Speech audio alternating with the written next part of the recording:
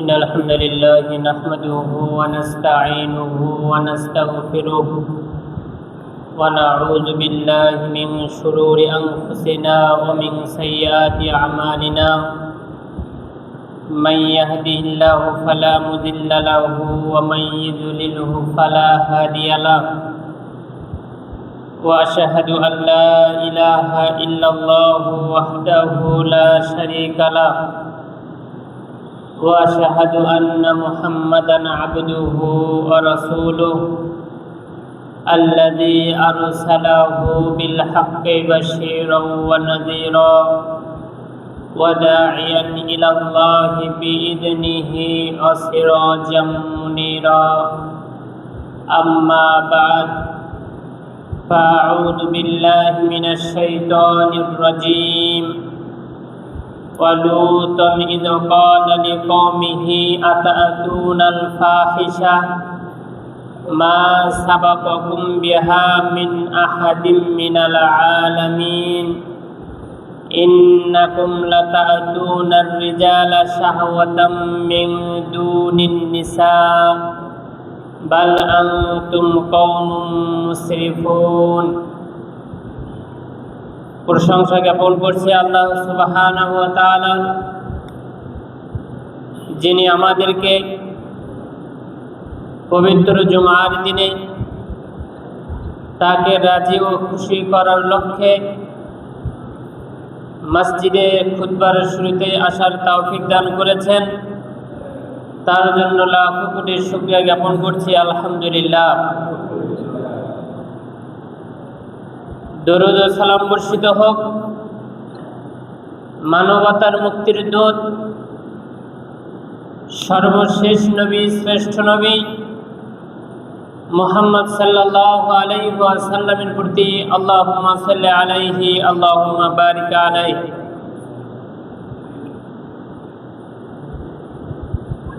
আল্লাহ সুবহানাহু ওয়া তাআলা বান্দাদেরকে পরীক্ষা করার জন্য, বান্দাদের প্রকাশ্য শত্রু ইবলিসকে যেমন দিয়েছেন পরীক্ষা করার জন্য, তেমনি কিছু মানুষের জন্য নিজের নফস তাদের সবচাইতে বড় শত্রু, যারা তাদের নিজের নফসের বিরুদ্ধে গিয়ে নিজের নফসকে সামাল দিতে না পেরে বিভিন্ন কাজকর্মে, বিভিন্ন অন্যায় অশ্লীল কাজে লিপ্ত হয়। মানুষের অন্তরকে হেফাজত না করার কারণে,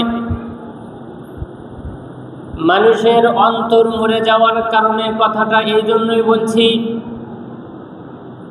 মুহাম্মদ সাল্লাল্লাহু আলাইহি ওয়াসাল্লাম তিনি বলছেন, আল্লাহ সুবহানাহু ওয়া তাআলা রমজান মাসে জিন, যারা খারাপ জিন শয়তান, যারা তাদেরকে শৃঙ্খলিত করে রাখেন, এরপরেও মানুষ অন্যায় কাজে লিপ্ত হয়।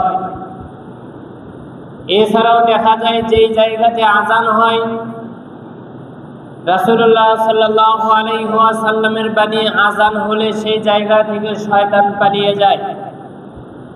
কিন্তু দেখা যায় আজান হওয়ার পরেও কিছু মানুষ তাদের খারাপ চরিত্রের পরিবর্তন ঘটায় না। আজান যতদূর যায় ততদূর পর্যন্ত শয়তান পালিয়ে যায়। এই কথা রাসূলুল্লাহ সাল্লাল্লাহু আলাইহি ওয়াসাল্লাম বলেছেন, মানে কথা সত্য। এরপরেও বিভিন্ন দোকানের আড্ডা ভাঙে না, এইটা মূলত শয়তানের কারণে নয়, নিজের খারাপ নফসের কারণে। আজানের আওয়াজ যতদূর যায় শয়তান সেখান থেকে পালিয়ে যায়, এই কথা সত্য।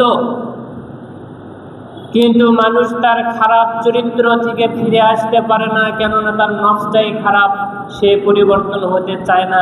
সেই জন্য প্রত্যেকটা জাতির কাছে,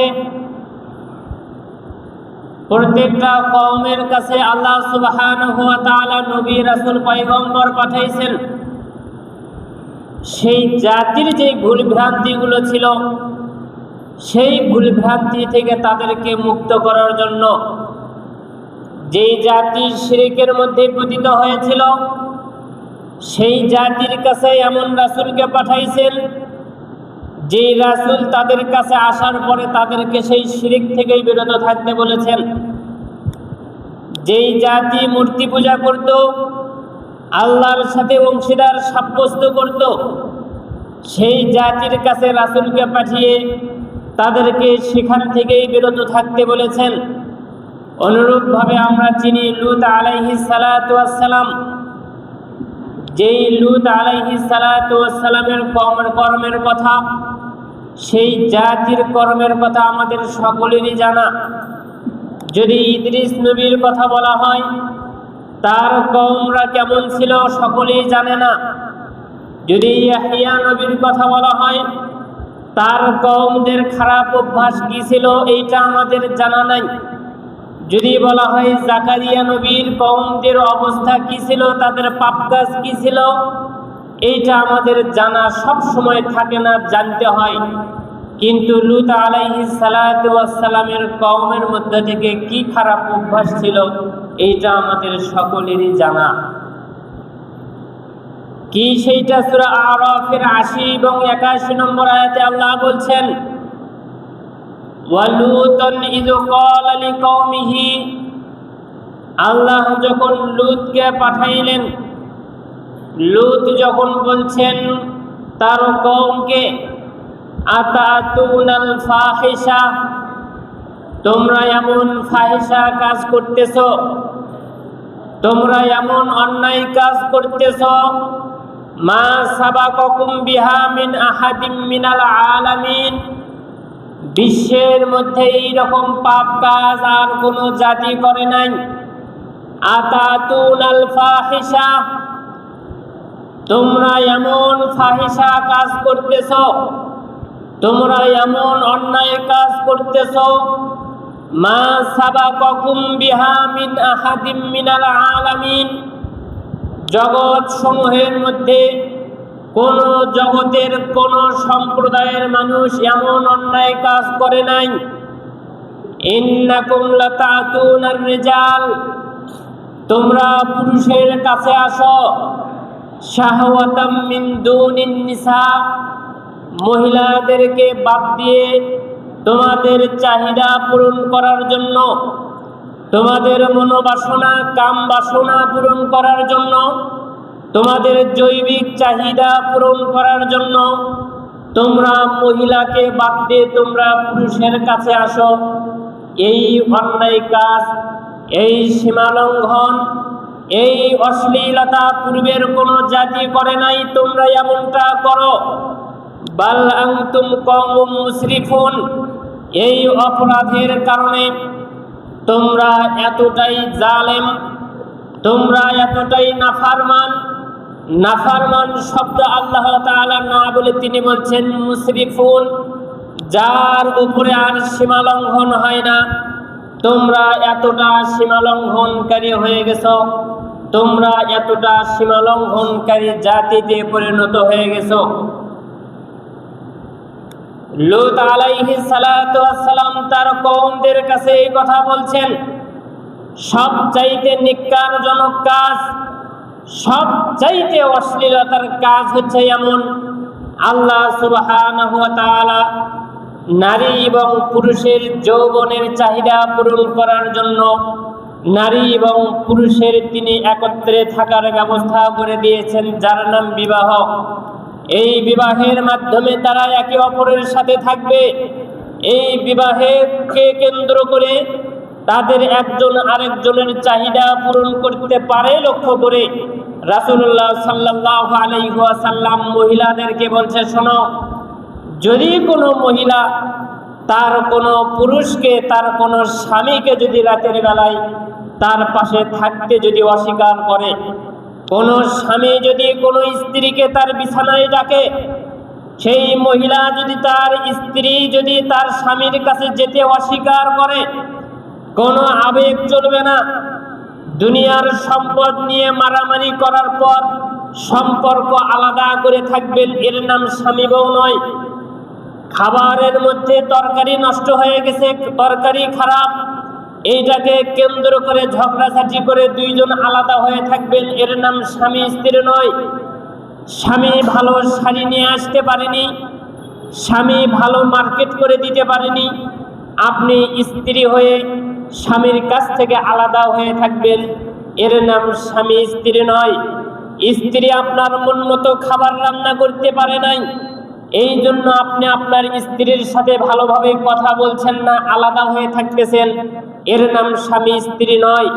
যেই স্বামী জান্নাত চায়, যেই স্ত্রী জান্নাত চায়, যেই স্বামী জান্নাত চায়, যেই স্ত্রী জান্নাত চায়, তার কথা রাসূলুল্লাহ সাল্লাল্লাহু আলাইহি ওয়াসাল্লাম বলছেন, যদি তোমার স্বামী তোমাকে বিছানায় ডাকে, তুমি স্ত্রী যদি তাকে অস্বীকার করো, তার পাশে যেতে যদি তুমি অস্বীকার করো, তাহলে যতক্ষণ পর্যন্ত না তুমি তার কাছে যাচ্ছ, এতক্ষণ পর্যন্ত ফেরেশতা তোমার জন্য বদদোয়া করতে থাকে। একটা স্বামীর পাওয়ার দিলেন, তার নিজের চাহিদাকে পূরণ করার জন্য স্ত্রীকে এতভাবে তিনি কঠোরভাবে তিনি সতর্ক করে দিলেন, তারপরেও আপনি গিয়ে কাম বাসনা পূরণ করবেন একজন পুরুষের কাছে, এর চাইতে খারাপ আর কি হতে পারে? আপনি যেন দ্রুত বিবাহ করতে পারেন, রাসূলুল্লাহ সাল্লাল্লাহু আলাইহি ওয়াসাল্লাম এই জন্য বলছেন, তাজাওয়াজু ওয়ালাউ বিখাতামিন মিন হাদিদ, লোহার একটি আংটি যদি হয়, সেই আংটি দিয়ে হলেও তুমি বিবাহ করো। পুরুষের যৌবনের চাহিদা বেশি, নারীর তুলনায় পুরুষের যৌবনের চাহিদা বেশি। পৃথিবীর সাক্ষ্য আছে, কোনো মেয়ে কখনো পুরুষকে ফুসলিয়ে চেনার কাজ করে না, সর্বপ্রথম ফুসলিয়ে চেনার কাজ করে তারা হচ্ছে পুরুষ। টাকা ব্যয় করে চেনার কাজ করে যে তার নাম পুরুষ, বিভিন্ন জায়গায় রুম ভাড়া করে নিয়ে চেনার কাজ করে যে তার নাম পুরুষ, বিভিন্ন জায়গায় মহিলাদেরকে ফাঁসায় যে তার নাম পুরুষ। পুরুষই হচ্ছে সব নষ্টের মূল। কিন্তু মেয়ে যদি তাকে সাড়া দেয় তাহলে মেয়ে শেষ। কত জায়গায় দেখছেন পুরুষ গিয়ে মেয়ের বাড়িতে অনশন করতেছে বিয়ের জন্য, এইটার কোনো নজির নাই। যত জায়গায় অনশন করে সব জায়গাতে নারী করে। কেন করে? 2 দিন পুরুষ তার সাথে চলাফেরা করে তাকে ছেঁকা দেওয়ার পরে মহিলা তার বাড়িতে অনশন করতে যায়। এই জন্য আল্লাহ রাসূল বলছেন, মহিলার ওলি ছাড়া কোনো বিবাহ নাই, কিন্তু পুরুষের জন্য কোনো অভিভাবক নাই। পুরুষ যেই কোনো জায়গাতে বিবাহ করতে পারে, তার বাবা মার কোনো দেখার দরকার নাই। তোমার যদি যৌবনের চাহিদা এতই বেশি হয়ে থাকে, পুরুষের সঙ্গে লিপ্ত না হয়ে তুমি পালিয়ে গিয়ে বিয়ে করো, তোমার অভিভাবকের দরকার নাই। কওমি লুতের কাজ করবে, পিতামাতা মেনে নেয়, বিবাহ করতে চাইবে, পিতামাতা মানে না। এরা হচ্ছে জালেম অভিভাবক। আপনাকে আমি বলছি, জালেম অভিভাবক নয়তোবা জাহেল অভিভাবক। সন্তানের বিবাহর বয়স হয়ে গেছে, সন্তানকে বিবাহ দিবে না, তারা হয় জাহেল নয়তো জালেম। যদি বুঝতে পারে আমার সন্তান বিভিন্ন জায়গায় প্রেম করতেছে, মেয়েদের পিছনে ঘোরাঘুরি করতেছে, তার বিয়ের বয়স হয়ে গেছে, তাকে বিবাহ দিতে হবে, এতটুকু বোঝার পরেও যদি তার সন্তানকে বিবাহ দিতে না পারে, তাহলে এই পিতা তার সন্তানের সাথে জুলুম করতেছে। সন্তানের বিবাহের বয়স হয়ে গেছে, সন্তান বুঝতেই পারতেছে না কোন দিকে যাচ্ছে, অথচ বাবার কোনো খবর নাই, মায়ের কোনো খবর নাই। এই পিতা মাতা তাহলে জাহেল, তার সন্তানের অবস্থা সম্পর্কে এখনো সে জানে না। এই কথা আমি বলিনি, রাসূলুল্লাহ সাল্লাল্লাহু আলাইহি ওয়াসাল্লাম বলছেন। আপনি বলছেন আমার সন্তান চাকরি করবে, চাকরি বাকরি করে আমাদেরকে খাওয়াবে, তারপর বিয়ে। আল্লাহ রাসূল বলছেন একটা আংটি যদি হয় সেইটা দিয়ে বিবাহ দাও। ইউগনিহিমুল্লাহু মিন ফাজলি, দরিদ্রতার চিন্তা করে আপনি বিবাহ দিচ্ছেন না। আল্লাহ বলতেছেন তুমি বিয়ে করো, তোমাকে ধনী করে দেওয়ার দায়িত্ব আল্লাহ। ইউগনিহিমুল্লাহু মিন ফাজলি, আল্লাহ তার নিজের অনুগ্রহ দিয়ে তাদেরকে ধনী করে দিবেন। আল্লাহ তার নিজের অনুগ্রহ দিয়ে তাদেরকে ধনী করে দিবেন। আল্লাহ তার নিজের অনুগ্রহ দিয়ে তাদেরকে ধনী করে দিবেন। আপনি সন্তানের বিবাহের ব্যবস্থা করে দেন, সন্তানের বিবাহের ব্যবস্থা করে দেন। এখন সন্তানকে যেমন দেখতেছেন এই রকমই সন্তান থাকবে, এর চাইতে সন্তান খারাপ হবে না, ইনশাআল্লাহ সে আরো ভালো হবে। চাকরি বাকরির টেনশন কে ঢুকিয়ে দিল মাথার মধ্যে। রাসূলুল্লাহ সাল্লাল্লাহু আলাইহি ওয়াসাল্লাম বিবাহ করতে বলেছেন, আল্লাহ সুবহানাহু ওয়া তাআলা তিনি বিবাহ করতে বলেছেন। এটাই হচ্ছে মূল কাজ। পড়াশোনা করতে হবে, জ্ঞান অর্জন করতে হবে। পড়াশোনার জন্য যদি বিয়ের পেছনে যায়, বিয়ে না করার কারণে একটা ছেলে যদি অন্যায়ের মধ্যে লিপ্ত হয়, তাহলে তার পড়াশোনার দরকার নেই, আগে তাকে বিবাহ করতে হবে, আগে তাকে বিবাহ করতে হবে। রাসূলুল্লাহ সাল্লাল্লাহু আলাইহি ওয়াসাল্লাম বলছেন, সুনানে আবু দাউদের 3745 নম্বর হাদিস, মান ওয়াজাদতুমুহু ইয়ামালু আমালা কওমি লূত, তোমরা যদি এমন ব্যক্তিকে পাও, ইয়ামালু আমালা কওমি লূত, যারা কওমি লূতের কাজ করে, যারা কওমি লূতের কাজ করে, ছেলে হয়ে ছেলের সঙ্গে জিনায় লিপ্ত হয়, সমকামিতায় লিপ্ত হয়, এমন কোন হুজুরকে যদি পাও, এমন কোন জেনারেল শিক্ষিত ব্যক্তিকে যদি পাও, এমন কোন অফিসারকে যদি তোমরা পাও, যে কাউকে যদি তোমরা পাও যে কওমি লূতের কাজ করে, ফাকতুলুল ফাইলা ওয়াল মাফউলা বিহি, কাজটা যে করে তাকেও তোমরা হত্যা করে দাও, ওয়াল মাফউলা বিহি, যার সাথে কাজটা করে তাকেও তোমরা হত্যা করে দাও, দুজনকেই তোমরা হত্যা করে দাও। সে বিবাহিত নাকি অবিবাহিত দেখার দরকার নাই। একজন জিনাকার পুরুষ নারীর সাথে যদি জিনা করে, সেই জায়গায় শর্ত হচ্ছে তাদেরকে বিবাহিত হতে হবে। কেন? যে বিবাহিত করার পরে তোমার স্ত্রী আছে, স্ত্রী থাকার পরে তুমি আরেকজন নারীর কাছে কেন যাবা? তোমার স্ত্রী আছে, তোমার স্বামী আছে, স্বামী থাকার পরে তুমি আরেকজন পুরুষের কাছে কেন যাবা? তোমার স্ত্রী আছে, স্ত্রী থাকতে তুমি আরেকজন নারীর কাছে কেন যাবা? তাদেরকে হত্যা করতে হবে। কিন্তু যদি কোনো অবিবাহিত পুরুষ, অবিবাহিত নারী যদি জিনা করে, তাহলে তাদেরকে বেদাঘাত করতে হবে 100, তাদেরকে পাথর মেরে হত্যা করার বিধান নয়। কিন্তু একজন পুরুষ হয়ে পুরুষের সাথে যদি জিনায় লিপ্ত হয়, কওমি লূতের ঘটনা যদি সেই ব্যক্তি ঘটায়, যেই ব্যক্তি ঘটাবে সে হোক বিবাহিত হোক অবিবাহিত, যার সাথে ঘটাবে সে হোক বিবাহিত হোক অবিবাহিত, তাদেরকে হত্যা করে দিতে হবে। এর অপরাধ অত্যন্ত বেশি। এই কথাকে লক্ষ্য করে ইবনে কদামা রাহিমাহুল্লাহ তিনি তার মুগনি কিতাবের 12 নম্বর খণ্ডের 35 নম্বর পৃষ্ঠায় তিনি বলছেন, ইযা ফাআলা রাজুলুন বিরাজুলিন আখার, একজন ব্যক্তি যখন আরেকজন ব্যক্তির সাথে ঘটাবে, ফি'লা কওমি লূতিন, কওমি লূতের ঘটনা যখন ঘটাবে, ফাহাদ্দুহুমাল কতলু, দুজনকেই হত্যা করে দিতে হবে, এটাই তাদের দ্বন্দ্ব, দুজনকেই হত্যা করে দিতে হবে, এটাই তাদের বিচার। সাওয়াআন কানা মুতাযাওবিজাইনি আও গায়রা মুতাযাওবিজাইন, তারা দুজন বিবাহিত হোক অথবা অবিবাহিত হোক, তারা দুজন বিবাহিত হোক অথবা অবিবাহিত হোক, তাদেরকে হত্যা করে দিতে হবে। ইযা কানা যালিকা বিগাইরি ইকরাহিন, যদি কাজটা এমন হয় কাউকে জোর করে করেছে, তাহলে সেই ব্যক্তিকে নয়। কোন ব্যক্তির সাথে যদি জোর করে এমনটা করা হয়, জোর করে যাকে করা হলো তাকে হত্যা করা হবে না, জোর করে যে করলো তাকে হত্যা করা হবে, স্বেচ্ছায় যারা করলো তাদেরকে হত্যা করা হবে। এর নাম হচ্ছে পুরুষ হয়ে পুরুষের সঙ্গে জিনায় লিপ্ত হওয়ার দণ্ডবিধি। সম্মানিত মুসলিম দিনী ভাই, আমাদের সমাজের মধ্যে যে অপরাধ, সমাজের মধ্যে বরকত না থাকা, সমাজ থেকে শান্তি উঠে যাওয়া, আমাদের মাঝখান থেকে বরকত উঠে যাওয়ার পিছনে সবচাইতে বড় মাধ্যম হচ্ছে এটা। আমরা শুধু নিজেদেরকে নিয়ে চিন্তা করতেছি, নিজেদেরকে নিয়ে ভাবি। ইসলামের মধ্যে হাত কাটার বিধান এমনিতেই আসেনি। একটা চোরকে যদি আপনারা ধরা পান, কুত্তার মতো চোরকে ধরে পিটান, কোথায় পিটাচ্ছেন, কিভাবে মারতেছেন, কোথায় মারা নিষেধ, কোথায় মারা নিষেধ নয়, বিবেকহীন ভাবে আপনারা চোরদেরকে পিটান। চোর হোক, ডাকাত হোক, ইহুদি হোক, খ্রিস্টান হোক, যে কাউকেই হোক না কেন, চেহারায় কখনো পাথর মারা যায় না, চেহারায় কখনো চর মারা যায় না। চেহারায় কখনো আঘাত করা যায় না। চেহারায় তখনই আঘাত করা যায় যখন সে চরম লেভেলের অন্যায় করে এবং ইসলামের দ্বন্দ্ববিধির মধ্যে যখন চলে আসবে তখন। এই সমস্ত অঙ্গে প্রত্যঙ্গে মারতে হবে, গলার নিচ পর্যন্ত। কিন্তু বিবাহিত জিনাকার, তার অপরাধ যখন বেশি হয়ে যায়, তার অপরাধ তখন এইটাই হয়, তাকে গলা পর্যন্ত মাটির নিচে রেখে তার চেহারায় শুধুমাত্র পাথর মেরে তাকে হত্যা করে দেওয়া হয়।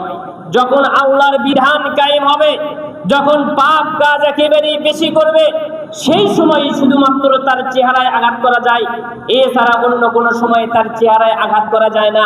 চোরকে ইচ্ছা মতো পিটাচ্ছেন, অথচ একজন চোরকে হত্যা করতে হবে এই বিধান ইসলাম দেয়নি। একজন চোরকে হাতের কবজি পর্যন্ত কাটতে হবে, এই হাতের কবজি পর্যন্ত কাটার মধ্যেও ইখতিলাফ আছে। একজন মানুষ একটা গড়ি চুরি করলো, আরেকজন মানুষ যদি সোনার খনি চুরি করে, দুইজন চোর এক সমান নয়। একজন মানুষ একটা কাপড় চুরি করলো, আরেকজন মানুষ একটা গড়ি চুরি করলো, দুইজনের অপরাধ এক নয়। একজন মানুষ আম চুরি করলো, আরেকজন মানুষ একটা সন্তান চুরি করে নিয়ে গেল, দুই চোর এক নয়। এই চোরের উপরে কেন্দ্র করে, চোরের উপরে বিশ্লেষণ করে হাত কাটার মধ্যে তারতম্য আছে। প্রথমে আঙ্গুল কাটতে হবে, তারপরে হাত কাটতে হবে, তারপরে কনুই পর্যন্ত কাটতে হবে। 5-6 বার 7 বার অতিক্রম করার পরে সেই চোরকে হত্যা করতে হয়। কিন্তু একজন পুরুষ হয়ে আরেকজন পুরুষের সাথে জিনায় লিপ্ত হলে তাকে প্রথমবারই হত্যা করে দিতে হবে। এর নাম হচ্ছে ইসলাম। এখন আপনি বিচারক হয়ে আছেন সমাজের মাঝখানে, এই ইনসাফপূর্ণ যদি বিচার করতে না পারেন, কোনো বিচার আপনি করতে পারবেন না। একটা বিচার যদি আপনি ইনসাফপূর্ণ করতে না পারেন, কোনো বিচার করার অধিকার আপনার নাই। সম্পূর্ণ বিচার যদি আপনি করতে পারেন, ইনসাফের সাথে বিচার যদি আপনি করতে পারেন, তখনই আপনি বিচার কার্যে আপনি হাত দিতে পারবেন, এছাড়া আপনি হাত দিতে পারবেন না। গরিবের সন্তান চুরি করেছে, আপনি তাকে ইচ্ছা মতো শেষ করলেন, আপনি কুপিয়ে তাকে হাসপাতালে পাঠাইলেন। বড় লোকের সন্তান জিনার মতো কাজ করলো, আপনি তাকে সুন্দর পরামর্শের মাধ্যমে বিদায় করে দিলেন। এর নাম কখনো বিচার হতে পারে না, এটা জুলুম।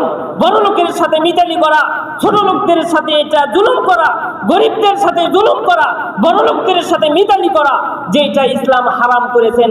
ইসলাম হারাম করেছেন। আল্লাহ রাসূল সাল্লাল্লাহু আলাইহি ওয়াসাল্লামকে যখন একজনের হাত কাটার কথা বললেন, আল্লাহ রাসূল সাল্লাল্লাহু আলাইহি ওয়াসাল্লামের কাছে এক ব্যক্তি এসে মিতালির কথা বলতেছেন যে অমুক তো অমুক ব্যক্তি, আপনার সাহাবী, তার কি আপনি হাত কাটতে চান? রাসূলুল্লাহ সাল্লাল্লাহু আলাইহি ওয়াসাল্লাম বলছেন, আমার মেয়ে ফাতেমা যদি এখানে হয়, আমি তার হাত কাটবো। এই জায়গায় কোনো বন্ধুর কথা চলবে না, এই জায়গায় কোনো মিতালি নাই, অন্যায়ের কাছে কোনো সাহাবী নাই, অন্যায়ের কাছে কোনো মুসলমান নাই, অন্যায়ের কাছে কোনো মুসলিম নাই, অন্যায়ের কাছে কোনো ভাই বোন নাই। এর নাম হচ্ছে বিচারক, এর নাম হচ্ছে বিচার। নয়তো কিয়ামতের দিনে কাঠগড়ায় দাঁড়ানোর জন্য প্রস্তুত হয়ে যান। আমি বললেও দাঁড়াতে হবে, না বললেও দাঁড়াতে হবে। রাসূলুল্লাহ সাল্লাল্লাহু আলাইহি ওয়াসাল্লাম বলছেন, মান রাআ মিনকুম মুনকারান ফালিয়ুগাইয়িরহু বিয়াদিহি ফাইন লাম ইস্তাতি' ফাবিলিসানি ফাইন লাম ইস্তাতি' ফাবিকলবি ওয়া যালিকা আযআফুল ঈমান। তোমাদের মধ্য থেকে যারা অন্যায় কাজ দেখতে পায়, তারা যেন সেইটা হাত দিয়ে বাধা দেয়। হাত দিয়ে বাধা দেওয়ার যদি শক্তি তাদের না থাকে, তাহলে তাদেরকে যেন জবান দিয়ে বাধা দেয়। জবান দিয়েও বাধা দেওয়ার শক্তি যদি তাদের না থাকে, তাহলে যেন অন্তর দিয়ে এটাকে ঘৃণা করে, এইটা থেকে যেন পরিত্রাণ পাওয়ার যে পরিকল্পনা আছে, সেই পরিকল্পনা যেন তারা করে। ওয়া যালিকা আযআফুল ঈমান, এটা হচ্ছে দুর্বল ঈমানের পরিচয়। হাত দিয়ে বাধা দিতেও পারতেছে না, জবান দিয়ে বলতেও পারতেছে না, শুধুমাত্র অন্তর দিয়ে পরিকল্পনা করতেছে, অন্তর দিয়ে ঘৃণা করতেছে। এটা হচ্ছে দুর্বল ঈমানের পরিচয়। কমপক্ষে জবান খুলে সেই ব্যক্তিকে পরামর্শ দিতে হবে, তাকে এই কাজগুলো থেকে বিরত থাকতে বলতে হবে। সম্মানিত মুসলিম দিনী ভাই, অন্যায় কাজ শয়তানের ধোঁকায় মানুষ করে, নিজের নফসের ধোঁকায় মানুষ করে। কিন্তু সমাজ ব্যবস্থা যদি এমন হয়, যেই জায়গাতে যদি জুলুমকারী যদি বুঝতে পারে এই কাজ করলে এই রকম অপরাধ হয়, তাহলে সেই ব্যক্তি আর অন্যায় কাজ করবে না। এতে করে যে অন্যায়কারী, সেই ব্যক্তির জন্যই লাভজনক বিষয়। আল্লাহ রাসূল সাল্লাল্লাহু আলাইহি ওয়াসাল্লাম সাহাবীদেরকে বলতেছে, সাহাবীরা তোমরা জুলুমকারী এবং মাজলুমকে তোমরা সাহায্য করো। সাহাবায়ে কেরাম বলতেছে, আল্লাহ রাসূল যেই ব্যক্তির উপরে জুলুম করা হয় তাকে তো সাহায্য করা যায়, এটা তো আমরা জানি। যেই ব্যক্তির উপরে জুলুম করা হয় তাকে সাহায্য করা যায়, এটা আমরা জানি। কিন্তু জুলুমকারী জুলুম যে করে তাকে আবার সাহায্য কেমনে করে? আমরা তো জানি জুলুমকারী তাকে কি করতে হবে? শাস্তি দিতে হবে। জুলুমকারী তাকে শাস্তির আওতায় নিয়ে আসতে হবে। জুলুমকারীকে আঘাত করতে হবে। জুলুমকারীর কাছ থেকে বিচার আদায় করে নিতে হবে। কিন্তু জুলুমকারীকে আবার কিভাবে সাহায্য করা যায়? আল্লাহ রাসূল সাল্লাল্লাহু আলাইহি ওয়াসাল্লাম বললেন, জুলুমকারীকে তুমি সাহায্য এইভাবেই করবা, জুলুমকারীকে তুমি জুলুম করতে দিবা না। যে জুলুম করে সেই জুলুমকারীকে তুমি আর জুলুম করতে দিও না। একটা চোর, সে চুরি করলেই কেবলমাত্র জুলুমকারী, সুতরাং তুমি চুরি করতে দিও না। সে চুরি করার প্ল্যান করতেছে, অনেক চিন্তা করতেছে, কিন্তু চুরি এখনো করে নাই, সে এখনো জুলুমকারী হয়নি। যখনই সে চুরি করবে তখনই সে জালেম হয়ে গেল। একটা ছেলে একটা মেয়ের সাথে কথা বলবে, বিভিন্ন প্ল্যান করতেছে, এখনো সে জালেম হয়নি। যখনই মেয়েটার সাথে জিনায় লিপ্ত হয়ে গেল তখন সে জালেম হয়ে গেল, তখন সে জিনাকার হয়ে গেল। তো এই কাজগুলো থেকে তোমরা জালেমকে রক্ষা করো, তাহলেই জালেমকে তোমাদের সাহায্য করা হবে। সুতরাং আপনার সমাজ ব্যবস্থায় যদি কোনো শাস্তি না থাকে, আপনার সমাজ ব্যবস্থায় যদি কোনো বিচার না থাকে, তাহলে জুলুম একের পর এক হতেই থাকবে। আর যদি শাস্তির ব্যবস্থা থাকে, যদি আপনার সমাজে যদি এর বিচারের আওতায় আসার সুযোগ থাকে, তাহলে জুলুমকারী অর্ধেক হলেও কমে যাবে, তারা কিন্তু আর জুলুম করতে পারবে না। এটাই একটা কথাই আছে, মানুষ শক্তের ভক্ত নরমের জম। যত নরম থাকবেন তত আপনার সমাজে বিশৃঙ্খলা তৈরি হবে। আজকে অমুক মেয়ের সাথে হচ্ছে, কালকে আপনার মেয়ের সাথে হবে। আজকে অমুক ছেলের সাথে হচ্ছে, আজকে আপনার ছেলের সাথে হবে, কালকে আরেকজনের ছেলের সাথে হবে। এর নাম ইসলাম নয়। ইসলাম মানে এই নয় সামাজিকভাবে বিচারের আওতায় নিয়ে আসা মানে আপনি তাকে আঘাত করে মেরে ফেলে দিবেন, দরকার নেই। আপনার এলাকার মান সম্মান এলাকাতেই থাক, কিছু হলেও একটা বিচারের অবস্থায় আমাদের নিয়ে আসা দরকার। ছোট হোক বড় হোক, একত্রে দাঁড়িয়ে একসাথে সাক্ষ্য দিয়ে এই রকম ঘটনা যে ঘটাবে, তার কোনো আঘাত নাই, তার কোনো মার নাই, তার কিচ্ছু নেই। মসজিদে দাঁড়িয়ে পুরো গ্রামে এক চক্কর গলায় একটা জুতোর মালা দিয়ে ছবি তুলে ফেসবুকে ছেড়ে দেন, তার এটাই শাস্তি। সে গরিবের সন্তান, বড় লোকের সন্তান, সম্পদশালীর সন্তান, কার সন্তান দেখার দরকার নেই। সমাজের মাঝখানে মানুষের সাথে জুলুম করবে, তার ছবি তুলে এইভাবে ছেড়ে দেন, এইভাবে তাকে প্রচার করে দেন, এইভাবে তার গলায় জুতার মালা লাগিয়ে ঘুরে নিয়ে বেড়ান। এতটুকুও যদি না পারেন, আপনার সমাজ ভালো হবে এটা কল্পনা করা যাবে না। এই সমাজ ব্যবস্থা এখনো আছে, অনেক জায়গায় আছে। এতটা মানুষের মন নিচু হতে পারে, ছেলের সাথে ছেলেরা এই সমস্ত কাজ করে, এত জঘন্য কাজ আবাসিক হোস্টেলগুলোতে এমনটা হতে পারে। সেটা মাদ্রাসা হোক, কোনো স্কুল কলেজ হোক, কোনো বোর্ডিং জায়গা হোক, সেই জায়গাতে হতে পারে। কোথায় হবে? যারা অনেক দিন যাবৎ স্ত্রীর কাছে যায় না, সেখানে অনেক ছেলে পেলে আছে, তাদের মাঝখানে না হলেও হতে পারে। আপনি সমাজের মাঝখানে থাকবেন, সব সময় বাবা মায়ের কাছে একটা সন্তান আছে, এই সমস্ত সন্তানের সাথেও বিভিন্ন জায়গায় এই সমস্ত কার্যকলাপ ঘটতেছে, তাহলে এটা আবার কতখানি খারাপ কথা। আপনি চিন্তা করেন তো দেখে, হুজুরের এই সমস্ত কার্যকলাপ আপনারা তো গ্রহণ করেন না, সেখানে তাদের স্ত্রী নেই, তারা এই সমস্ত কাজের সাথে লিপ্ত হয়। এই সমস্ত মানুষরা যদি ওই আবাসিক জায়গাগুলোতে যায়, তখন কি হবে বুঝেন তো? আপনার সন্তানের কাছ থেকে ছিনিয়ে নিয়ে গিয়ে যদি এমনটা করে, তাহলে এই মানুষগুলো যদি একটা আবাসিক জায়গাতে থাকে, তাহলে কি হতে পারে? সব জায়গায়, সব ক্ষেত্রে, যেখানেই যেই থাকুক, শুধুমাত্র হুজুরকে দিয়ে নয়, বলাৎকারকারী যেই আছে, আল্লাহ রাসূল সাল্লাল্লাহু আলাইহি ওয়াসাল্লাম তাদের কথাই বলেছেন, তাদের উভয়কেই হত্যা করে দিতে হবে, তাদের উভয়কেই শেষ করে দিতে হবে। কিন্তু আমাদের শাসন ব্যবস্থা আমাদের হাতে নাই, শেষ করে দেওয়ার ক্ষমতা আমাদের হাতে কারো নাই। আমরা তাদেরকেও কোনো কিছু করতেও পারবো না।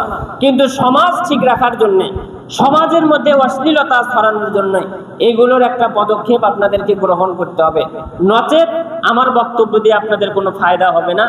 হুজুর ভালো, খুব ভালো আলোচনা করে, এই সমস্ত কথা বলে আপনারা সময় নষ্ট করার প্রয়োজন নেই। নিজেদের দায়িত্ব নিজেদের কাছে নেন, সমাজের দায়িত্ব সমাজের কাছে রাখেন, ইনশাআল্লাহ সমাজ এমনিতেই ভালো হবে। এখানে ন্যাংরা খোরা হুজুর দাঁড়ালেও আপনার সমাজ ব্যবস্থা ঠিক থাকলে সমাজ এমনিতেই ঠিক থাকবে, নচেত আমার মতো হুজুরকে দিয়ে এখানে কোনো কাজ হবে না যদি আপনারা আপনাদের দায়িত্ব পালন করতে না পারেন। আল্লাহ সুবহানাহু ওয়া তাআলা আমাদেরকে সঠিক অন্তর সঠিক বুঝ দান করুক, আল্লাহুম্মা আমিন।